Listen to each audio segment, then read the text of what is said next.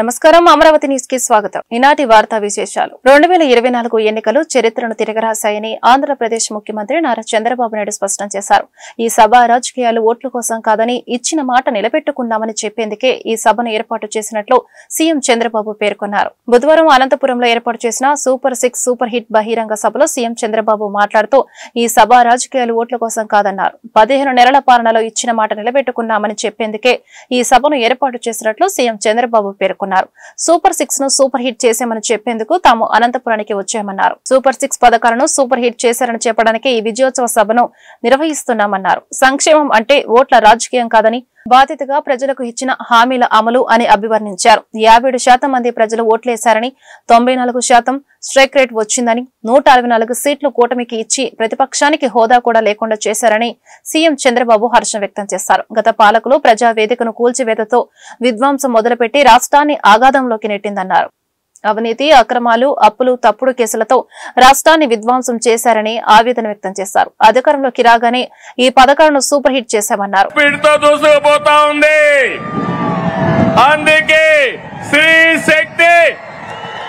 Super hit అని చెప్పాలి. శ్రీ శక్తి, శ్రీ శక్తి. తమిళలో Annadata Sukhibhava, PM Kisan. రైతు బాగుంటేనే సమాజం బాగుంటుంది. ఎన్డీఏ కూటమికి రైతే రాజు. మనకు అన్నం పెట్టేది అన్నదాత. రైతన్నకు అండగా ఉండేందుకు అన్నదాత సుఖీభవ తెచ్చాం. కేంద్రంతో కలిసి 3 విడతల్లో 20,000 ఇస్తున్నాం. తొలి విడతగా 7,000 ఇచ్చాం. 47 లక్షల మంది రైతులకి 3,173 కోట్లు జమ చేశాం. అడుగుతున్నా, అనంతపూర్లో నీళ్లు వచ్చాయా లేదా అని అడుగుతున్నా. నీళ్లు ఇచ్చాం, మైక్రో న్యూట్రియంట్స్ ఇచ్చాం, 90% డ్రిప్ ఇరిగేషన్ సబ్సిడీ ఇచ్చాం.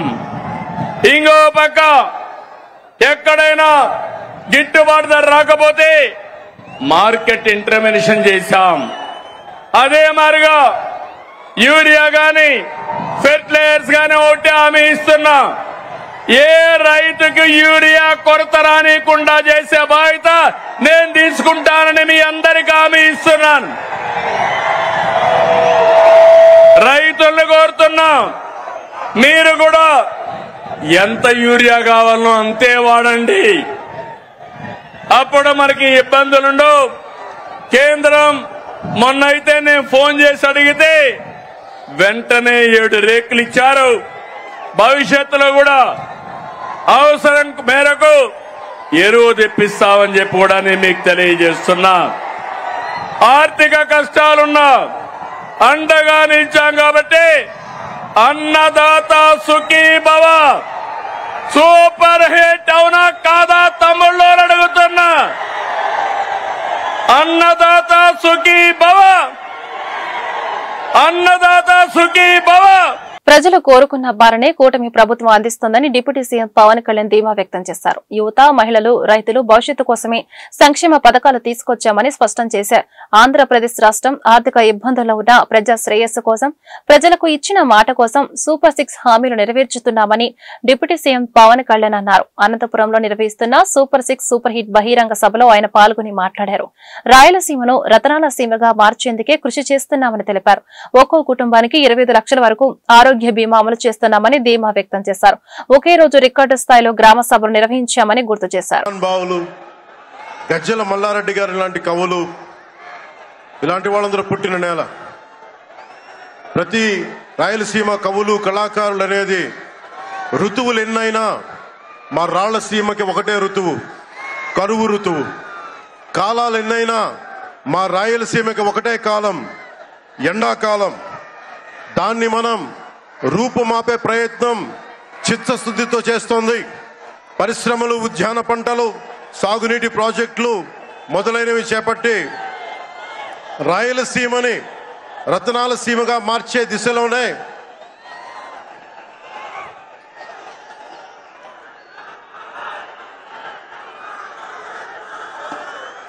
ఈ రోజున మేమందరం గౌరవ ముఖ్యమంత్రి గారి చంద్రబాబు నాయుడు గారి నాయకత్వంలో మేము ముందుకున్నాం. ఈ సూపర్ 6 కార్యక్రమం ఇన్ని వేల కోట్లు ఆర్థిక ఇబ్బందులుండి వీటన్నిటినీ ముందుకు తీసుకురాగలుగుతున్నామంటే మీ భవిష్యత్తు కోసం, యువత భవిష్యత్తు కోసం, మహిళల భవిష్యత్తు కోసం, ప్రతి ఆంధ్రప్రదేశ్లో ఉన్న ప్రతి ఒక్కరూ బాగుండాలి, మీరు ఆనందంగా ఉండాలి. మీరే అన్నారు, ఆ రోజు మేము అడిగాం, రాష్ట్రం బాగుండాలి, యద్భావం తద్భవతి. మీరు ఎలా ఆలోచించారో మేమందరం కలిసికట్టుగా పార్టీలు వేరైనప్పటికీ రాష్ట్ర హితువు, రాష్ట్ర శ్రేయస్సును దృష్టిలో పెట్టుకొని ఈ రోజున మీ ముందుకొచ్చి ఇంత ఘన విజయంగా, ఇంత దిగ్విజయంతో ఈ సూపర్ 6 కార్యక్రమాన్ని మీ ముందుకు తీసుకొచ్చాం. దీని సూపర్ 6 కార్యక్రమానికి సంబంధించి భవిష్యత్తు రాయలసీమ వెనుకబాటుతనం గురించి, దానికి నీటి సౌకర్యాల గురించి, పారిశ్రామిక గురించి గౌరవ ముఖ్యమంత్రి గారు మాట్లాడతారు. నేను చెప్పదలుచుకున్నది ఒకటి, ఆరోగ్య బీమా పథకం సాకారం కాబోతుంది. ఒక్కొక్క పథకం ద్వారా ఒక్కొక్క కుటుంబానికి 25 లక్షల ఆరోగ్య బీమా వర్తిస్తుంది. అలాగే పర్యాటక రంగంలో కూడా మనకి దాదాపు 10,000 పైచులకు పెట్టుబడులు ఆకర్షిస్తున్నాం. అలాగే పంచాయతీ రాజ్ శాఖలో కూడా పల్లె పండుగ ద్వారా 13,300 గ్రామ పంచాయతీలని గ్రామ సభలు నిర్వహించి రికార్డు చేసి 2,007 కిలోమీటర్ల బీటీ రోడ్లు, 4,000 కిలోమీటర్ల సిసి రోడ్లు చేయగలిగాం. 1,55,000 నీటి కుంటలు నిర్మించి 1 TMC నీటిని వర్షాకాలం నిల్వ చేయగలిగాం. అలాగే మూగజీవాల దాహార్తి తీర్చేందుకు 15,000కు పైగా నీటి తొట్లు నిర్మించాం. తిరుమల తిరుపతి దేవస్థానం ఈవోగా అనిల్ కుమార్ సింఘాల్ బుధవారం బాధ్యతలు చేపట్టారు. అంతకుముందు ఆయన అలిపిరి మార్గంలో కాలినడకన కుటుంబ సభ్యులతో కలిసి తిరుమల చేరుకుని ఆనంద నిలయం కొలువు తీరిన శ్రీవారిని దర్శించుకున్నారు. అనంతరం అనిల్ కుమార్ సింఘాల్ కు టీటీడీ అధికారులు తీర్థ ప్రసాదాలు అందించారు. వేద పండితులు ఆశీర్వచనం చేశారు. ఈ సందర్భంగా అనిల్ కుమార్ సింఘాల్ మాట్లాడుతూ తాను టీటీడీ ఈవోగా రెండోసారి బాధ్యతలు చేపట్టడం పూర్వజన్మ సుకృతమని పేర్కొన్నారు.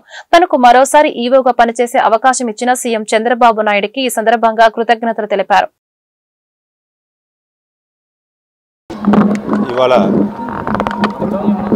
రెండోసారి టీటీడీ ఈవోగా బాధ్యత స్వీకరించడం నేను పూర్వజన్మ సుకృతంగా భావిస్తున్నా. గౌరవనీయులు ముఖ్యమంత్రి వర్యులు కూడా ఈ సందర్భంగా ధన్యవాదాలు తెలుపుకుంటా ఉన్నాను. స్వామివారి సేవ చేయడం, స్వామివారి భక్తులు సేవ చేయడం, ఎటువంటి అవకాశం లభించడం అది ఏ అధికారి అయినా చాలా గొప్పగా భావిస్తారు. అటువంటి పరిస్థితుల్లో మొట్టమొదటిసారి మే 2017 నుంచి అక్టోబర్ 2020 దాదాపు మూడు సంవత్సరాలు 5 నెలల పాటు అవకాశం స్వామివారు కల్పించారు. మరి 5 సంవత్సరాల తర్వాత రెండోసారి టీటీడీగా రావడం, మధ్యలో కూడా ప్రిన్సిపల్ సెక్రటరీ అండ్ గవర్నమెంట్స్గా టీటీడీ బోర్డు సభ్యునిగా కూడా పనిచేయడం జరిగింది. ఎంతోమంది టీటీడీ అధికారులు, అదేవిధంగా ఎంతోమంది భక్తులు గత కొంతకాలం నుంచి స్వామివారు మీకు టీటీడీ యోగా మళ్ళీ అవకాశం కల్పిస్తే బాగుంటుందనేది కోరుకోవడం జరిగింది. వీళ్ళందరి ఆశీస్సుల వల్ల సాధ్యమైందనేది నేను భావిస్తూ ఉన్నాను. రెండోసారి రావడం వల్ల నా మీద కూడా బాధ్యత ఎంతైనా పెరిగింది. సంవత్సరాల నుంచి టీటీడీ భక్తుల కోసం ఎన్నో ఫెసిలిటీస్, సౌకర్యాలు ఏర్పాటు చేసుకోవడం, రకరకాల కార్యక్రమాలు తీసుకోవడం జరుగుతూ ఉంది. మనం ఎంత చేసినా మళ్ళీ స్కోప్ ఫర్ ఇంప్రూవ్మెంట్ ఉంటూనే ఉంటుంది.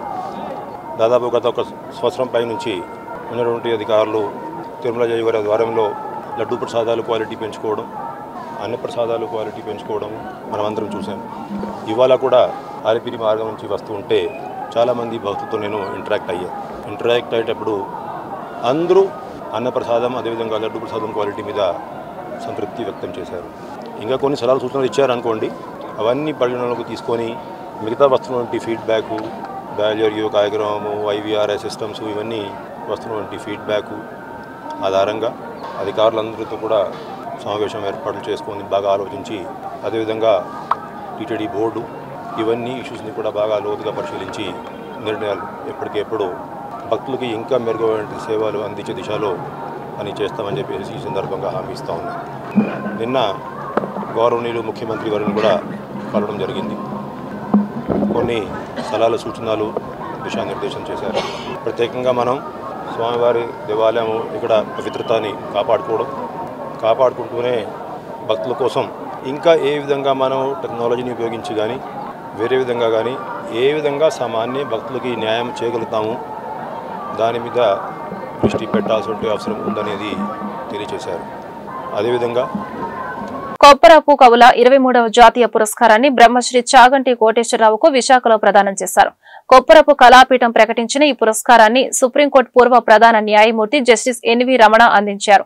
మనిషి బతకడానికి నీరు, నిప్పు, గాలి ఎలా అవసరమో భాష కూడా అంతేనని, భాష లేకపోతే సంస్కృతి మనుగడ లేవని జస్టిస్ ఎన్వి రమణ పేర్కొన్నారు. కొప్పరపు కవుల పద్యాలతోనే మాట్లాడుకునేవారని, అలాంటి పద్యాలను విద్యార్థులకు అందించేందుకు పాఠ్యాంశాలుగా అందించాలని చాగంటి కోటేశ్వరరావు అభిలాషించారు.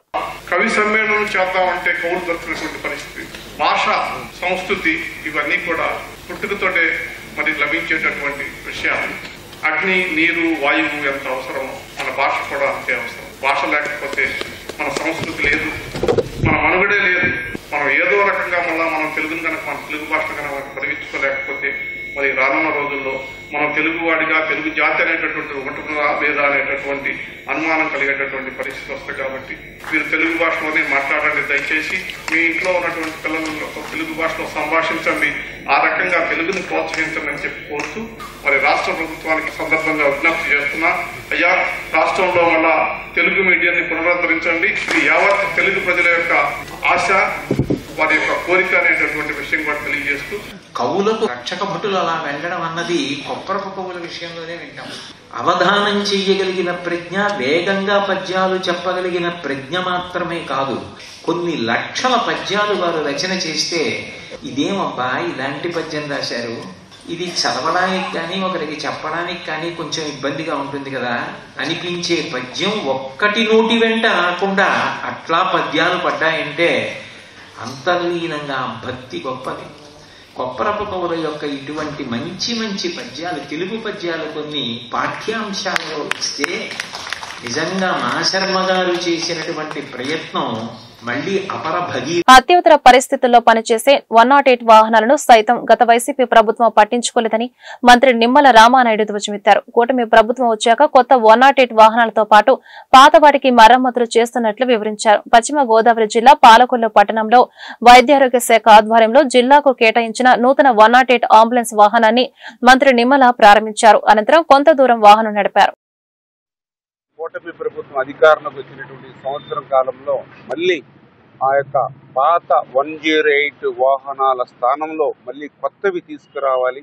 అదేవిధంగా మిగిలిన అన్ని వాహనాలు ఇంకా ఏవైతే ఉన్నాయో వాటి రిపేర్స్ అన్ని చేసి మంచి కండిషన్లో ఉంచాలి అనేటువంటి గౌరవ ముఖ్యమంత్రి చంద్రబాబు నాయుడు గారు, అదేవిధంగా మరి పవన్ కళ్యాణ్ గారి యొక్క ఆలోచనల మేరకు ఈరోజు మళ్ళీ ఆంధ్రప్రదేశ్ రాష్ట్రంలో అందులో కూడా ప్రత్యేకించి మన పశ్చిమ గోదావరి జిల్లాలో 21 అంబులెన్సులు ఉంటే అందులో 11 అంబులెన్సులు నూతనంగా మరి నిధులు మంజూరు చేసి ఈరోజు మన జిల్లాకు అందిస్తున్నటువంటి పరిస్థితి. అందులో భాగంగా ఈరోజు 4 అంబులెన్సులు ఈ జిల్లాకు ఈ రోజు రావడం జరిగింది. అన్నదాత పోరులో వైసీపీ నాయకులు తప్ప రైతులు ఎవరూ లేరని పత్తిపాడు ఎమ్మెల్యే బూర్ల రామాంజనేయులు ఎద్దేవా చేశారు.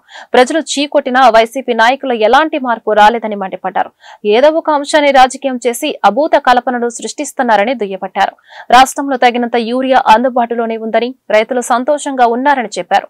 అయితే వైసీపీ దీనిపై నానా యాగి చేయడం దుర్మార్గమని ధ్వజమెత్తారు. గుంటూరు జిల్లా తెలుగుదేశం పార్టీ కార్యాలయంలో బుధవారం ఏర్పాటు చేసిన మీడియా సమావేశంలో బూర్ల రామాంజనేయులు మాట్లాడారు.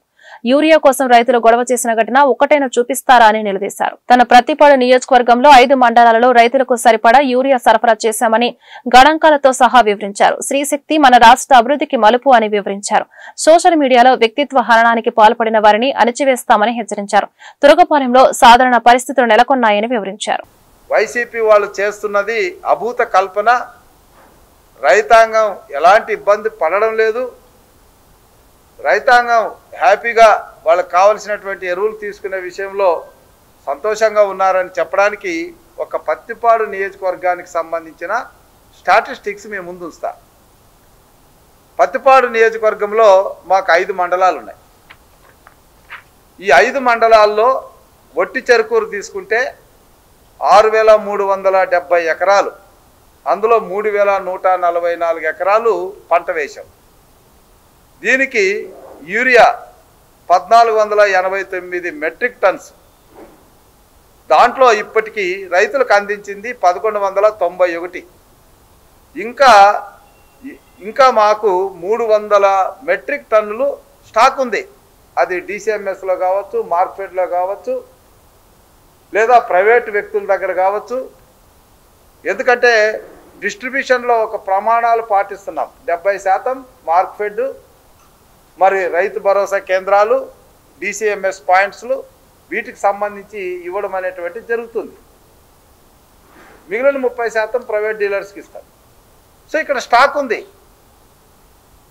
అదేవిధంగా పత్తిపాడులో తీసుకుంటే 16,000 ఎకరాలకి 6,000 ఎకరాలు ఇప్పుడు నాట్లు వేశారు. దానికి 1774 ఒక యూరియన్ గురించే నేను చెప్తున్నా. DAP ప్రాబ్లం లేదు, చాలా స్టాక్ ఉంది. 1774 మెట్రిక్ టన్నులు మనం తెప్పించుకుంటే 885 అక్కడ తీసుకోవడం జరిగింది. ఇంకా 888 మెట్రిక్ టన్నులు వివిధ గోడౌన్లో స్టాకుల్లో ఉంచాం. ఇకపోతే గుంటూరు రూరల్కి సంబంధించి 10,359 ఎకరాలకి 6,678 ఎకరాల్లో పంట వేస్తే దానికి కావాల్సింది 550 మెట్రిక్ టన్నులకు గాను 452 తీసుకున్నారు. ఇంకా 98 మెట్రిక్ టన్నులు స్టాక్ ఉంది. పెదనందిపాడు తీసుకుంటే 7,830 ఎకరాలకు గాను 1,778 నాట్లు వేశారు. దానికి 301 మెట్రిక్ టన్నులు తీసుకుంటే 128 మెట్రిక్ టన్నులు ఇప్పటికి రైతులకు అందజేశాం. ఇంకా 173 మెట్రిక్ టన్నులు స్టాక్ ఉంది. కాకుమాను అత్యధికంగా వరి వేసేటటువంటి మండలంగా 24,000 ఎకరాలు, అందులో 20,000 ఎకరాలు వేశారు. సో అక్కడ 1778కి 1568 మెట్రిక్ టన్నులు రైతులకు ఇవ్వడం జరిగింది. మానవతా స్వచ్ఛంద సేవా సంస్థ ప్రతిష్టాత్మకంగా చేపట్టిన నేషనల్ మీన్స్ కమ్ మెరిట్ ఉచిత శిక్షణ కార్యక్రమానికి ఏసీ కళాశాల వేదికగా కానుందని జనచైతన్య వేదిక వ్యవస్థాపక అధ్యక్షులు వల్లంరెడ్డి లక్ష్మారెడ్డి తెలిపారు. ఈ సందర్భంగా ఆయన మాట్లాడుతూ 1842లో హైస్కూల్ గా ప్రారంభమైన విద్యా సంస్థ 1885లో కళాశాలకు రూపాంతరం చెంది లక్షలాది విద్యార్థులకు ఉన్నత విద్యను అందించి ఎందరినో మహానుభావులుగా తీర్చిదిద్దిన ఏసీ కళాశాల నేడు ప్రభుత్వ పాఠశాలల్లో 8వ తరగతి చదువుతున్న ప్రతిభ గల పేద విద్యార్థులకు శిక్షణ కేంద్రంగా మారడం అభినందనీయమన్నారు. నవంబర్ నెలాఖరు వరకు ప్రతి ఆదివారం 30 మంది శిక్షణ బోధకులతో పాటు అనేక సామాజిక, ఆర్థిక, ఆరోగ్య, సాంస్కృతిక విశేషాలతో చైతన్యవంతమైన ఉపన్యాసాలను నిష్ణితులైన మేధావులతో ఇప్పిస్తామని తెలిపారు. ఏసీ కళాశాల సమావేశ మందిరాన్ని 14 వారాల పాటు NMMS శిక్షణ తరగతుల నిర్వహణకు ఉచితంగా అందజేసినందుకు ఏసీ కళాశాల యాజమాన్యానికి కృతజ్ఞతలు తెలిపారు. సెప్టెంబర్ 14వ తేదీ ఆదివారం ఉదయం 9 గంటలకు NMMS పోటీ పరీక్ష శిక్షణ కార్యక్రమంలో పాల్గొనేందుకు ఇప్పటికే నమోదైన మరియు ఆసక్తి గల విద్యార్థులు ఏసీ కళాశాల అసెంబ్లీ హాలుకు చేరుకోవాలని విజ్ఞప్తి చేశారు. కేంద్ర ప్రభుత్వం జాతీయ స్థాయిలో అన్ని రాష్ట్రాల్లో 8వ తరగతి చదువుతున్న ముఖ్యంగా ప్రభుత్వ పాఠశాలలో, జిల్లా పరిషత్ పాఠశాలలో, ఎయిడెడ్ పాఠశాలలో చదువుతున్న విద్యార్థులకి నేషనల్ మీన్స్ కమ్ మెరిట్ స్కాలర్షిప్ని ప్రకటించింది. దానికోసం దేశవ్యాప్తంగా అన్ని రాష్ట్రాల్లో పరీక్షలు నిర్వహిస్తుంది. 8వ తరగతిలో ఉన్న విద్యార్థులు వీటికి అర్హులు. గుంటూరు నగరంలో మానవతా స్వచ్ఛంద సంస్థ ఈ కార్యక్రమానికి శ్రీకారం చుట్టింది. గుంటూరు నగరంలో ఉన్న 30 ప్రభుత్వ పాఠశాలల నుంచి 500 మంది విద్యార్థులకి ఉచితంగా శిక్షణ ఇవ్వడానికి ప్రయత్నిస్తుంది. ఇందులో భాగంగా గుంటూరు నగరంలోని ఏసీ కళాశాలలో రేపు సెప్టెంబర్ 14వ తేదీ ఆదివారం ఉదయం 9 గంటలకి ఈ శిక్షణా శిబిరం ప్రారంభమవుతుంది. ఆ కళాశాల ప్రిన్సిపాల్ డాక్టర్ కె మోజెస్ గారు 14 ఆదివారాల పాటు ఆ ఏసీ కళాశాలలో ఉన్న ప్రార్థనా మందిరాన్ని ఉచితంగా ఇవ్వడానికి అంగీకరించారు. వారికి కృతజ్ఞతలు తెలియజేసుకుంటున్నాం. దాదాపు 30 మంది రిసోర్స్ పర్సన్స్ ఈ 500 మంది విద్యార్థులకి వివిధ విషయాల్లో అవగాహన కలిగిస్తారు, శిక్షణ అందిస్తారు. వీటితో పాటు ప్రతి ఆదివారం సామాజిక, రాజకీయ, ఆర్థిక, సాంస్కృతిక, వైద్యపరమైన అనేక విషయాలని నిష్ణాతులైన ప్రొఫెసర్సు, నిష్ణాతులైన మేధావులు ఉపన్యాసాలు అందించి విద్యార్థుల్ని చైతన్యవంతం చేయడానికి కృషి చేస్తాం. స్వదేశీ వస్త్రాలను ఆదరిద్దాం. మహిళల వస్త్ర వైభవానికి పట్టుచీర ప్రతీక, భారతీయ కళాత్మక నైపుణ్యానికి ఇండియన్ సిల్క్ గ్యాలరీ వేదిక అని డిప్యూటీ మేయర్ షేక్ సజిలా పేర్కొన్నారు. గుంటూరు నగరంలోని శుభం కళ్యాణ మండపంలో ఏర్పాటు చేసిన ఇండియన్ సిల్క్ గ్యాలరీ ఎక్స్పోను ఆమె ప్రారంభించారు. ఎక్స్పోలో ఏర్పాటు చేసిన స్టాల్స్ ను ఆమె తిరిగి పరిశీలించారు. అనంతరం ఆమె మీడియాతో మాట్లాడుతూ మహిళల వస్త్ర వైభవానికి పట్టు వస్త్రాలు ప్రత్యేక ముద్రను సంతరించుకున్నాయని, దేశంలోనే ఎంతో మంది కళాకారులు తమ కళా నైపుణ్యంతో రూపొందించిన పట్టు వస్త్రాలకు ఇండియన్ సిల్క్ గ్యాలరీ ఎక్స్పోను వేదికైందని అన్నారు. ఉత్పత్తిదారులే నేరుగా అమ్మకాలు నిర్వహించడం ద్వారా బహిరంగ మార్కెట్ కంటే తక్కువ ధరకు వినియోగదారులకు పట్టు వస్త్రాలు అందుబాటులోకి వస్తున్నాయని అన్నారు. నగర వస్త్ర ప్రియులు ఈ అవకాశాన్ని సద్వినియోగం చేసుకోవాలని కోరారు.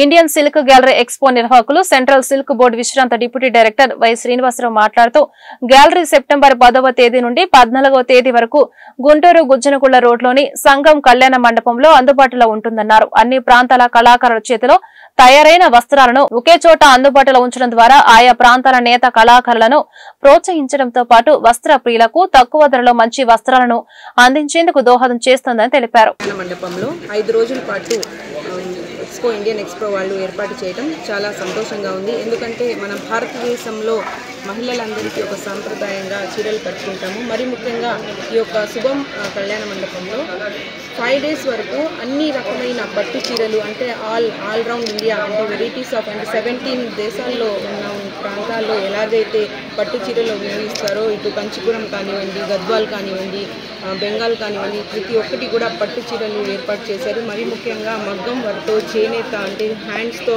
ప్రతి ఒక్కటి కూడా వెరైటీస్ ఆఫ్ కలెక్షన్స్తో మంచి క్వాలిటీతో ముఖ్యంగా అతి తక్కువ ధరతో ఈ యొక్క పట్టు చీరలను ఏర్పాటు చేయటం ఇండియన్ ఎక్స్పో వాళ్ళకి ప్రత్యేకంగా ధన్యవాదాలు తెలియజేస్తున్నాను. అదే మరి ముఖ్యంగా ఈ యొక్క పండుగ వాతావరణంలో అంటే దీపావళి, దసరా వస్తున్నాయి. ఒకే రకమైన అంటే ఒకే ప్రాంతంలో సంబంధించినవన్నీ చీరలు, పట్టు చీరలు కానివ్వండి, ప్రతి ఒక్కటి కానివ్వండి ఒకే వేదిక పైన తీసుకురావటం ఇది ఒక చాలా అద్భుతమైన కార్యక్రమం చేపట్టడం జరిగింది. ఎందుకంటే మహిళలు కూడా ఎక్కువగా శారీస్ అంటే చాలా ఇష్టపడతారు. అలాంటి వెరైటీస్ ఆఫ్ ఐటమ్ ఇక్కడ ఉన్నాయి. కాబట్టి ఈ యొక్క 5 రోజులు మన గుంటూరు నగర ప్రజలందరూ కూడా ఇక్కడికి వచ్చి సద్వినియోగం చేసుకోవాలని నేను మనస్ఫూర్తిగా కోరుకుంటున్నాను. అదేవిధంగా ప్రతి ఒక్కళ్ళు కూడా ఇక్కడికి రావాలని మనస్ఫూర్తిగా కోరుకుంటున్నాను. గుంటూరు వాస్తవులకు అందరికీ నమస్కారం. స్పెషల్ థ్యాంక్స్ టు మేడం అండి. బిగ్గీ షెడ్యూల్లో కూడా మా ఎక్స్పోని ఆదరించారు, వచ్చారు, చూశారు, చాలా బాగుంది అన్నారు. నా పేరు శ్రీనివాసరావు అండి. నేను డిప్యూటీ డైరెక్టర్ రిటైర్డ్ అయితే సెంట్రల్ సిల్క్ బోర్డ్ నుంచి వీవింగ్ కమిటీ వచ్చాను. కాబట్టి మా వీవర్స్కి అందరికీ ఒక మంచి ప్లాట్ఫామ్ ఉద్దేశంతో నేను ఆల్ ఇండియా ఒక 2022లో కోవిడ్ టైంలో ఎగ్జిబిషన్ స్టార్ట్ చేశానండి. ఒక మంచి ప్లాట్ఫామ్ అంటే నేషనల్ లేబర్ బాడీస్కి మంచి వాళ్ళకి ఇవ్వాలనేసి ఒక ఉద్దేశంతోనే ఇక్కడికి వచ్చాను. ఫస్ట్ టైం నేను గుంటూరులో వచ్చాను. విజయవాడ, నెల్లూరుకి సక్సెస్ఫుల్ కంప్లీట్ చేసిన తర్వాత ఇక్కడ పెట్టడానికి మెయిన్ కారణం ఏంటంటే ఈరోజు 10వ తారీఖు నుంచి 14 వరకు సెప్టెంబరు దసరాను పర్టికులర్లీ అండి ఇక్కడ వెడ్డింగ్ సీజన్ స్టార్ట్ అవుతుందండి. బెనారస్ చాలామంది వచ్చారు, మంచి వెరైటీస్ పట్టుకొచ్చారు. అన్ని కంచి పట్టు, ధర్మవరం, అదంతా బెంగాల్ సిల్క్, పట్టు సిల్క్స్, దాని తర్వాత గద్వాలు, కాంచీపురం అన్నీ ఉన్నాయండి. ఇక్కడ 5 days morning 11 to 9 o'clock open అవుతుంది. అప్పుడు 14th వరకు ఉంటుంది. ఓన్లీ 5 days మాత్రమే. అందరికీ వినియోగించుకుంటారంటే వచ్చి ఇక్కడ మా దగ్గరికి వచ్చి చూడండి. ప్రైసెస్ చాలా తక్కువ ఉంటుంది. గవర్నమెంట్ 20% డిస్కౌంట్ ఇస్తున్నారు. సో అందరినీ వచ్చి ఆదరించమని, వ్యూవర్స్ ఆదరించమని మీ ద్వారా కోరుకుంటున్నాను. అదే 11 నుంచి 9 వరకు అండి. 9 వరకు ఉంటుంది. బీజేపీ రాష్ట్ర అధికార ప్రతినిధిగా నియమించినందుకు దర్శనపు శ్రీనివాస్ ఆ పార్టీ పెద్దలకు కృతజ్ఞతలు తెలిపారు. పార్టీ పిలుపునిచ్చిన ప్రతి కార్యక్రమాన్ని విజయవంతం చేస్తామని స్పష్టం చేశారు. గుంటూరులో ఏర్పాటు చేసిన మీడియా సమావేశంలో దర్శనపు శ్రీనివాస్ బీజేపీ జిల్లా అధ్యక్షులు చెరుకూరి తిరుపతిరావుతో కలిసి మాట్లాడారు. రైతుల గురించి మాట్లాడే అర్హత జగన్కు లేదన్నారు. కూటమి పాలనలో రైతులు సంతోషంగా ఉన్నారని వివరించారు. బీజేపీ రాష్ట్ర అధికార ప్రతినిధిగా నియమించిన దర్శనపు శ్రీనివాస్ కు మాజీ మంత్రి డొక్క మాణిక్యవర ప్రసాద్ శుభాకాంక్షలు తెలిపారు. బీజేపీ వాయిస్ సమర్థవంతంగా వినిపించాలని సూచించారు. దర్శనపు శ్రీనివాస్ ఆంధ్రప్రదేశ్ రాష్ట్ర అధికార ప్రతినిధిగా నన్ను నియమించడం జరిగింది. భారతీయ జనతా పార్టీ ఏ వేదిక మీదైనా కానీ పేద వర్గాల గొంతుగా నేను మాట్లాడటానికి నన్ను పార్టీ నియమించింది. ఈ సందర్భంగా భారతీయ జనతా పార్టీ రాష్ట్ర అధ్యక్షులు పివిఎన్ మాధవ్ గారికి, అదేవిధంగా మా పార్టీని నడిపించే ఆర్గనైజింగ్ సెక్రటరీ మధుకర్జీకి నేను శిరస్సు వంచి నమస్కరించి పార్టీ నియామకానికి పార్టీ ఏ కార్యక్రమాన్ని చేపట్టినా నిబద్ధతతో పనిచేస్తానని పార్టీ నాయకులందరికీ కూడా తెలియజేస్తూ గౌరవ సృజనా చౌదరి గారికి కూడా నేను ధన్యవాదాలు తెలియజేసుకుంటూ, అదేవిధంగా మా జిల్లా అధ్యక్షులు చెరుకూరు తిరుపతిరావు గారికి కూడా ప్రత్యేకమైన ధన్యవాదాలు తెలియజేసుకుంటూ, ఈరోజు రాష్ట్రంలో కూటమి ప్రభుత్వం ఏర్పడి దాదాపుగా సంవత్సరం పైన అవుతుంది. రైతులకు కానీ అన్ని వర్గాల ప్రజలకు కానీ రాష్ట్ర ప్రభుత్వం ఎన్నో కార్యక్రమాలు చేస్తుంటే ఈ దుర్మార్గుడైన జగన్మోహన్ రెడ్డి ఈరోజు రైతుల గురించి మాట్లాడుతున్నారు. రైతులకు యూరియా అందట్లేదని అనేకమైన విషయాల్లో రైతుల విషయంలో జగన్మోహన్ రెడ్డి మాట్లాడే అర్హత లేదు. ఎందుకంటే జగన్మోహన్ రెడ్డి రైతుల గురించి కాదు మాట్లాడాల్సింది, గంజాయి పంట గురించి మాట్లాడాలి. గంజాయి సేవించే వ్యక్తులు ఈరోజు రైతుల గురించి మాట్లాడటం సిగ్గుచారంగా ఉంది. రాష్ట్ర ప్రభుత్వం ఎన్నో సేవా కార్యక్రమాలు పేద వర్గాలకి, మహిళలకి బస్సు పథకం కానీ, ఉచిత బస్సు పథకం కానీ, అనేకమైన యూరియా కొరతే లేదు. ఇప్పటికే దాదాపుగా కేంద్ర ప్రభుత్వం 17,000 టన్నులు ఈ 2 రోజుల క్రితం కాకినాడ పోర్టుకు పంపించడం జరిగింది. ఈరోజు జగన్మోహన్ రెడ్డి రాష్ట్రంలో కూటమి ప్రభుత్వంపై అసత్య ప్రచారం చేస్తే చూస్తూ ఉంటాం. నేను ఈ కార్యక్రమానికి ఏర్పాటు చేస్తే వచ్చిన ప్రతి ఒక్క పెద్దలందరూ కూడా నమస్కారం. పెద్దలు దేవరాజు గారు, జిల్లా అధ్యక్షుడు తిరుపతిరావు గారు, టీవీ రావు గారు, బెహరా మేడం గారు, ఇంకా చాలామంది బీజేపీ పార్టీ నాయకులు, మహిళా సంఘాల నాయకులు, రకరకాల స్థాయిల్లో పనిచేసే బీజేపీ నాయకులు అంతా వచ్చారు. చాలామంది శ్రీనివాస్ మిత్రులు, ఫ్రెండ్స్ అంతా కూడా వచ్చారు. వాళ్ళందరూ కూడా నమస్కారం. దర్శనం శ్రీనివాస్ గారిని బీజేపీ అధికార ప్రతినిధిగా నియామకం చేయడాన్ని బీజేపీ రాష్ట్ర నాయకత్వానికి, జిల్లా నాయకత్వానికి, ఆ నియామకానికి సహకరించిన పెద్దలందరూ కూడా మా తరఫున, అంటే ముఖ్యంగా నేను ఇక్కడ తెలుగుదేశం ప్రతినిధిగా కాదు కానీ ఒక మా సామాజిక వర్గానికి చెందిన శ్రీనివాసుకి అంత ఉన్నత స్థాయి కల్పించడాన్ని చాలా గర్వంగా ఫీల్ అవుతా ఉన్నాం. అదేవిధంగా వారికి ధన్యవాదాలు తెలియజేస్తాం. శ్రీనివాస్ మీకు ఇక్కడ మన దగ్గర చాలా సౌమ్యంగా, చాలా చిన్న వ్యక్తిలా కనిపించవచ్చు, కానీ దర్శనం శ్రీనివాసు ఈ రాష్ట్ర జనాభాలో 9% ప్రజాప్రతినిధి. ఆయన 9% వాయిస్కి ఆయన రిప్రజెంటేటివ్. అట్లే కాకుండా ఇంకా ఆ మాటకు వస్తే 20% శ్రీనివాస్ గారి మిత్రులందరికీ కూడా పేరు పేరున నమస్కారాలు తెలియజేస్తున్నాం. దర్శనం శ్రీనివాస్ గారు 2014లో భారతీయ జనతా పార్టీలో చేరడం, ఆ తర్వాత వారు అనేక ధార్మిక కార్యక్రమాలు ఎన్నో చేయటం, అలాగే భారతీయ జనతా పార్టీ కార్యక్రమాల్లో ఎంతో మంచి కార్యక్రమాలు చేయటం, అలాగే వారు చేస్తున్నటువంటి కార్యక్రమాలను రాష్ట్ర పార్టీ వారు గుర్తించి వారికి 2019లో వేమూరు నుంచి పోటీ చేసే అవకాశం కల్పించింది భారతీయ జనతా పార్టీ. వారి యొక్క సేవలు పార్టీకి ఎంతో అవసరం అని చెప్పి మా రాష్ట్ర పార్టీ వారు గుర్తించి వారికి వేమూరు నియోజకవర్గ బీజేపీ అభ్యర్థిగా నిలవడం, వారు ఎలక్షన్లో పోటీ చేసిన తర్వాత అది బాపట్లకి వెళ్ళడంలో. ఈ వార్తలు ఇంతటితో సమాప్తం. నమస్కారం.